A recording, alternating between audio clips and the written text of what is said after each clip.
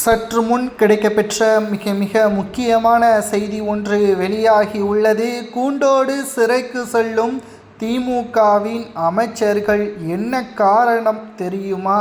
அதாவது வருகின்ற சட்டசபை தேர்தலில் திமுக ஆட்சியை கைப்பற்ற வேண்டும். இரண்டாவது முறை தொடர்ச்சியாக திமுக ஆட்சியை அமைத்துவிட்டது. கலைஞரால் முடியாதது ஸ்டாலினால் முடிந்தது. அரசியலில் புதிய தலைவர் ஸ்டாலின் தான் என்பதை நிலைநிறுத்துவதற்கு திமுகவின் தொண்டர்களும் நிர்வாகிகளும் பல முயற்சிகளை மேற்கொண்டு வருகிறார்கள்.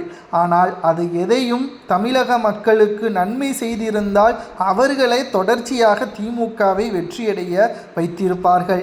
ஆனால் அதை செய்யாமல் ஒட்டுமொத்த ஊழல், சொத்து குவிப்பு வழக்கு, குறிப்பாக சட்டவிரோத செயல்பாடுகளில் ஈடுபட்டது என்று தொடர்ச்சியாக திமுகவின் அமைச்சர்கள் மீது வழக்குகள் அதிக அளவில் பதிவு செய்யப்பட்டுள்ளது. மேலும் தற்பொழுது கிடைக்கப்பெற்ற மிக முக்கியமான தகவலை 4 அமைச்சர்கள் ஒரே நேரத்தில் சிறைக்கு செல்வார்களா என்ற ஒரு தகவல் தான் கிடைக்கப்பெற்றுள்ளது.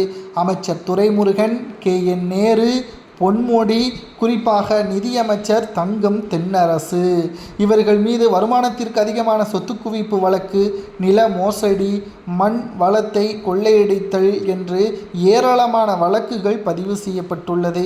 நீதிபதி ஆனந்த் வெங்கடேசன் அவர்கள் இந்த வழக்கை தானாக முன்வந்து விசாரணையையும் நடத்தி வருகிறார். பல நாள் திருடன் ஒரு நாள் அகப்படுவான் அல்லவா?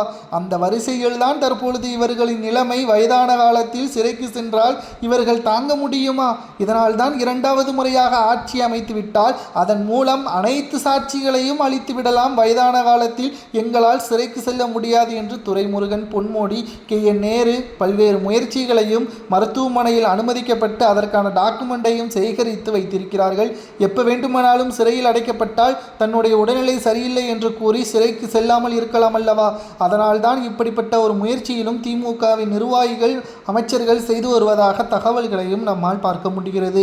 சரி, நீதிமன்றம் என்ன கூறியுள்ளது? இந்த வழக்கானது வருகின்ற திங்கட்கிழமை அன்று விசாரணைக்கு வரவுள்ளது. ஒரே நேரத்தில் திமுகவின் அமைச்சர்கள், இது திமுகவின் அமைச்சர்கள் மட்டுமா என்று கேட்டால் நிச்சயமாக கிடையாது. அதிமுகவின் ஆட்சியின் பொழுது சில அமைச்சர்கள் ஊழல் செய்தார்கள் அல்லவா? அவர்களது பெயரும் இந்த லிஸ்டில் இருக்கிறது.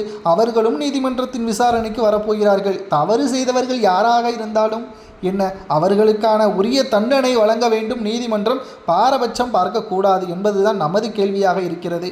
சரி, இவர்களுக்கெல்லாம் குற்றங்கள் நிரூபிக்கப்பட்டால், சாட்சிகள் அனைத்தும் இவர்களுக்கு எதிராக இருந்தால் என்ன தண்டனை வழங்கலாம் என்பதை மக்களாகிய உங்களது கருத்துக்களை கூறுங்கள். நன்றி, வணக்கம்.